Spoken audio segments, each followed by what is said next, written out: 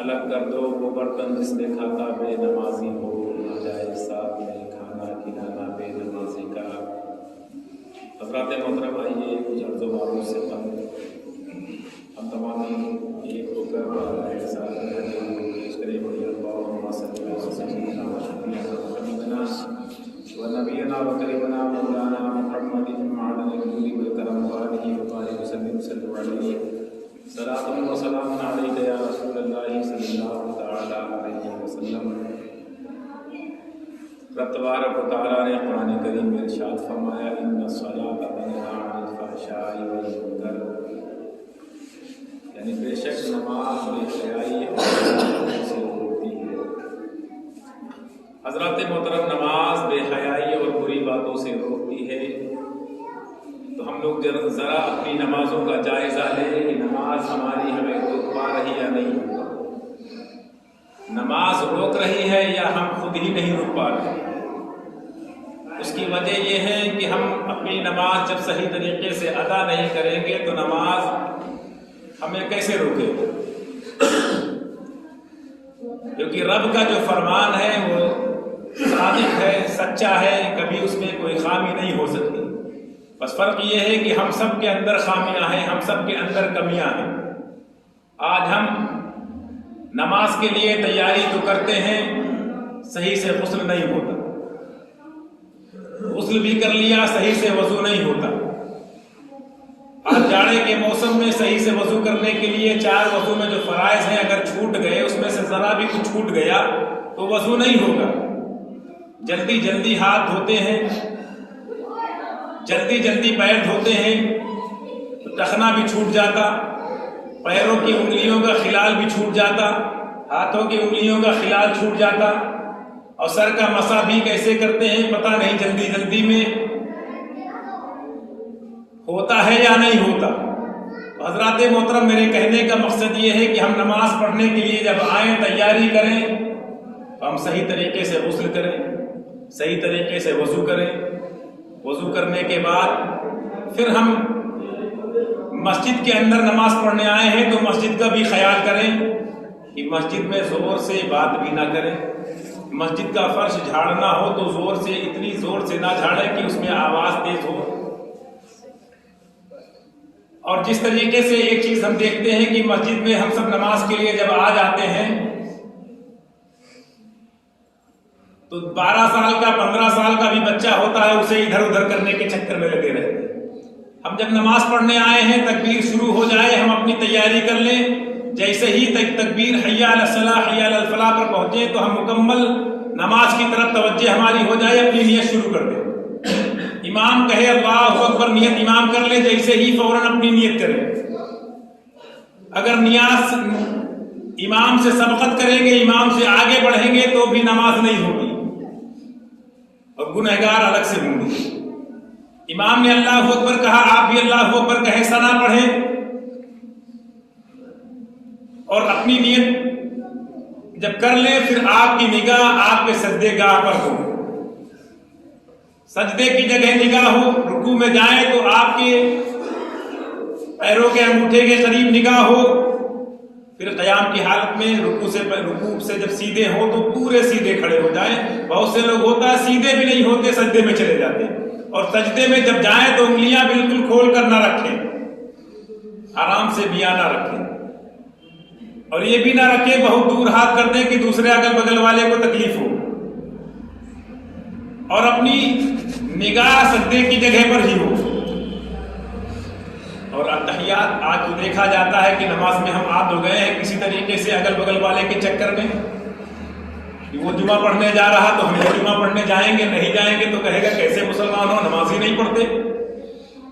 لیکن مسجد میں آ گئے، التحیات ابھی مکمل نہیں ہوا، سلام پھیر دیا، تو ہمیں تو محسوس ہوتا شاید التحیات ہی نہ یاد ہو۔ التحیات ہم نے پڑھ لیا، التحیات یاد ہے، پڑھ لیا، اس کے بعد پھر ہمیں پڑھنا ہے درود ابراہیمی پڑھنا ہے، اس کے بعد دعائے معصورہ پڑھنا ہے۔ تینوں چیزیں پڑھنی ہے تب ہمیں سلام پھیرنا، اور سلام پھیرنے میں ہمیں سب کو نہیں دیکھنا، اپنے کندھے پر نظر رکھنی۔ بہت سے لوگ جھانکتے ہیں، پوری گردن آگے کر لیتے ہیں اور داہنی طرف کی پوری صف دیکھ لیتے ہیں، بائیں طرف رک کرتے ہیں تو بائیں طرف کی صف دیکھ لیتے ہیں۔ مسلمانوں صرف سجدہ جب سلام پھیرے تو اپنے داہنے کندھے کو دیکھیں، بائیں طرف سلام پھیرے تو بائیں طرف کندھے کو دیکھیں، اور کندھے کو جب دیکھیں تو گردن صرف گھمائیں، یہ نہ ہو کہ اپنا جسم گھما رہے، داہنی طرف ادھر کیا تو ادھر کا گھوم گیا، ادھر گیا تو ادھر کا گھوم گیا۔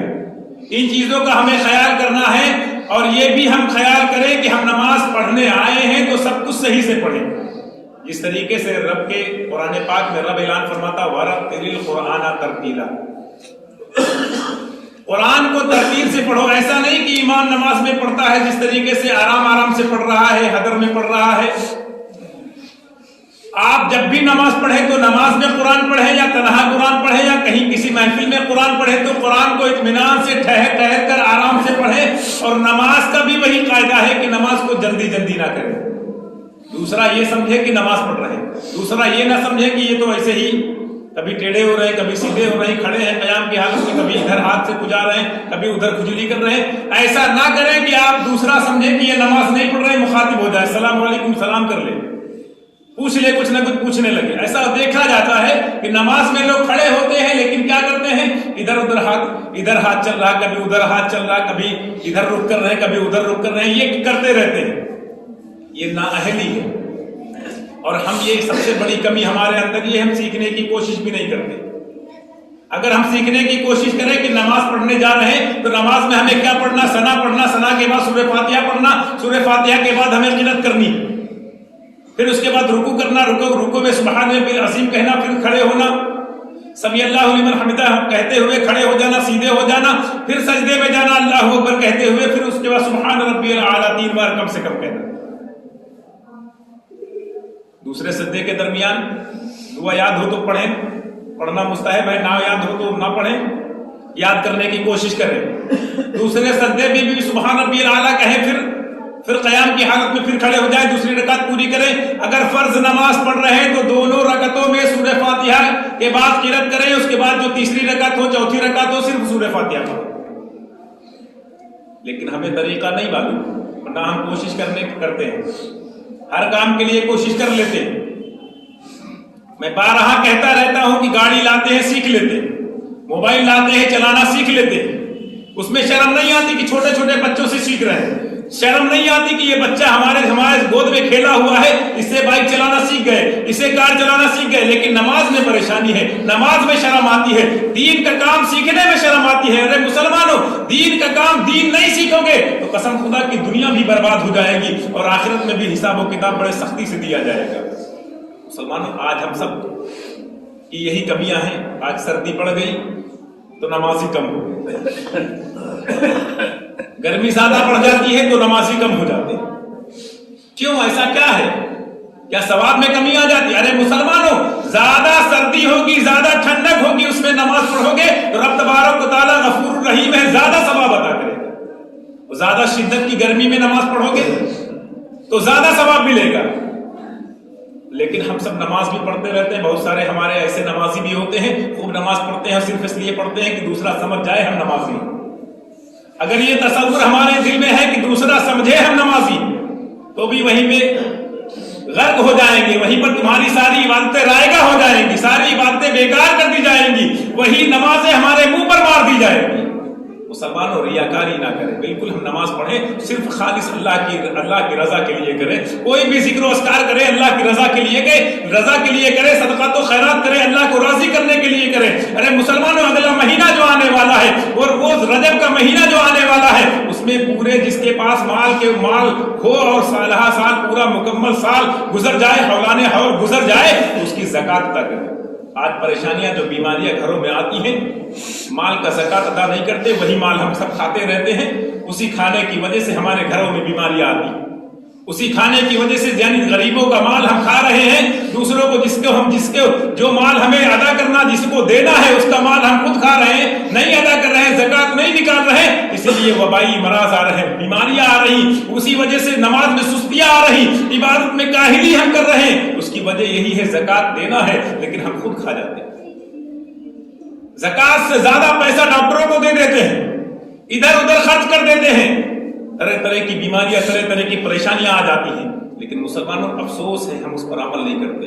زکات، مسلمانوں زکات کا وقت ہم سمجھتے ہیں رمضان میں زکات ادا کریں. ارے رمضان میں صدقہ فطر ادا کیا جاتا. یہ رجب کا مہینہ ہے جس کا پورا سال گزر جائے، وہ رمضان سے پہلے شعبان سے پہلے رجب کے مہینے میں زکات ادا کر دے. اور زکات کی مقدار آپ کو معلوم ہے 2.5%، یعنی 1 لاکھ روپے میں 2,500 روپے، 100 روپے میں 2.5 روپے. 20 بوری غلہ ہے، اگر بارش کے پانی سے ہوا تو 2 بوری، اگر سچائی کی انجن کے پانی سے سچائی کی تو 1 بوری. گیہوں ہو یا دھان ہو یا آلو ہو، فصل سے اگر ہم نے سچائی سے پیدا کیا ہے تو 20 میں 1 بوری. اگر ہم نے مکمل زکات ادا کر دی تو ہمارا مال برباد نہیں ہوگا، ہم اسی مال سے فائدہ اٹھائیں گے، اسی مال کو کھائیں گے، بیماری بھی نہیں آئے گی. مسلمانوں توجہ دیں، ان چیزوں کو اپنے ذہن میں رکھیں. تقریر کرنا مقصد نہیں بلکہ سمجھانا مقصد ہے. تقریریں ہوتی رہتی، بڑے بڑے خطیب، بڑے بڑے مقرر تقریر کیا کرتے ہیں. مسجدوں کے امام کیا کریں؟ ہم تو یہی سمجھتے یہی تو ہمارے بیچ میں رہنے والے ہیں. ان کے اعمال و افعال دیکھو، ان کا کردار دیکھو، ان کا کیسا ماحول ہے، کیا ہے. مسلمانوں یہ دیکھیں کہ نماز پڑھتا ہے کہ نہیں پڑھتا، یہ دیکھیں غلط کاموں سے بچتا ہے کہ نہیں بچتا، یہ دیکھیں اسلامی ماحول میں رہتا ہے کہ نہیں رہتا، یہ دیکھیں کہ ہم کیا کر رہے ہیں. مسلمانوں جو بھی بات کبھی کوئی بھی خطیب، کوئی مقرر، کوئی مسجد کا امام اگر تم سے کوئی بات کہے، یا علم جاننے والا، علم رکھنے والا کوئی بات تم سے کہے، تو کوئی کسی کو بھی مثال دے کر کے کہے تو یہ سمجھے کہ ہمیں کہہ رہا ہے، اس پر عمل کریں. اگر آپ کے اندر کمی ہو اسے پورا کر لیں تو مسلمانوں سنور جائیں گے، سدھر جائیں گے، ساری چیزیں ہو جائیں گی. اور کوشش کریں، نماز ہمیں سیکھنی ہے، کوشش کریں دین ہمیں سیکھنا ہے. اگر ہم نے کوشش کرنی شروع کر دی، بچے کے لیے کوشش کرتے ہیں بچہ تعلیم حاصل کرے تو بچہ قرآن پڑھنا سیکھ لیتا. بچے کے لیے کوشش کرتے ہیں مدرسے میں بھیجتے تو بچہ حافظ قرآن بن جاتا ہے. بچے کے لیے کوشش کرتے ہیں کہ ہمارا بچہ عالم دین بن جائے تو بن جاتا ہے، لیکن کوشش کرتے ہیں تب بنتا ہے. مسلمانوں ویسے ہی ہم کوشش کریں، نماز بھی ہمیں آ جائے گی. آج دیکھا جاتا ہے جلدی میں نماز پتہ نہیں کیسے 2 منٹ میں 4 رکعت پوری کر لیتے ہیں. 2 منٹ بھی پورے نہیں ہوتے 4 رکعت پوری ہو جاتی. ادھر امام مؤذن تکبیر کہنا شروع کر دیتا ہے، ادھر نیت مان لیتے ہیں، اور ادھر امام کی رکعت بھی پوری نہیں ہوتی، ادھر امام کے ساتھ میں شامل بھی ہو جاتی ہے. مسلمانوں کیسی نماز ہے؟ کیا پڑھتے ہیں؟ کس کو دھوکہ دے رہے ہیں؟ اپنے آپ کو دھوکہ دے رہے ہیں. ارے رب سب کچھ دیکھ رہا ہے، کیا اس سے کچھ چھپا نہیں چھپا ہے؟ بند کمرے میں ہو. آج مسلمانوں ہم سب دیکھیں، ہم سب سوچتے ہیں، بہت سی خاتون سوچتی ہوں گی صرف مردوں کے لیے تاکید کی جاتی ہے، عورتوں کے لیے تاکید نہیں. ارے عورتوں کے لیے تو یہاں تک کہا گیا جب مسجد میں آنا منع عورتوں تو باہر نکلنا کس قدر منع کیا گیا، کس قدر سختی سے منع کیا گیا. یعنی مسجد میں عورتیں ایک ساتھ نماز نہیں پڑھ سکتی، مسجد میں نہیں آ سکتی، تو بازاروں میں جو جاتی رہتی ہیں. اور کچھ لڑکیوں کی شادی جب ہو جاتی ہے، مائکے آتی ہیں، پھر تو ان کا بے پردگی ایسی ہو جاتی ہے کہ نقاب لگ رہا ختم ہو گیا، کام ہی ختم ہو گیا، پردے کا کام ختم کر دیتے ہیں. مسلمانوں عورتوں کے لیے گھر میں بھی کھلے میدان میں نماز نہیں پڑھنی چاہیے. ایک کسی کونے میں، ایک گوشے میں نماز پڑھو، ایک کونے میں نماز پڑھیں عورتیں. لیکن آج کیا ہوتا، جمعہ کا دن ہے، جمعے کے دن نماز پڑھ لیں گی عورتیں. ارے کیا عورتوں پہ جمعہ ہے؟ نہیں ہے. ظہر کی صرف جمعے کے دن ظہر کی پڑھیں گی اور نمازیں معاف ہیں. کیا کچھ ایام ہیں عورتوں کے لیے، 2-4 دن، 8 دن، 10 دن، اس کے علاوہ نماز معاف نہیں. جیسے مردوں پر معاف نہیں ویسے عورتوں پر معاف نہیں. مسلمانوں سمجھ جانا چاہیے، آج اگر ہمارے گھر کی عورتیں نماز پڑھنا شروع کر دیں، مرد نماز پڑھنے لگے تو قسم خدا کہ بچے نمازی ہو جائیں گی، بچیاں نمازی ہو جائیں گی. کبھی غلط قدم اٹھائیں گی نہیں، کبھی بچے غلط بد زبانی کبھی نہیں کریں گے، کبھی غلط بات زبان سے نہیں نکالیں گے. اگر ہم سدھر جائیں گے، ہماری گھر کی عورتیں سدھر جائیں گی. مسلمانوں تقریر نہیں، میں رب کی بارگاہ میں دعا کرتا ہوں پروردگارا ہم سب کو ان چند باتوں پر عمل کرنے کی توفیق عطا فرمائے. خاص کر ہم سب کو خوب عبادت کرنے کی توفیق عطا فرمائے، اور اپنے گھر کی تمام خاتونوں کو بھی نماز پنجگانہ ادا کرنے کی توفیق عطا فرمائے. وآخر دعوانا ان الحمدللہ رب العالمین. السلام علیکم ورحمۃ اللہ وبرکاتہ.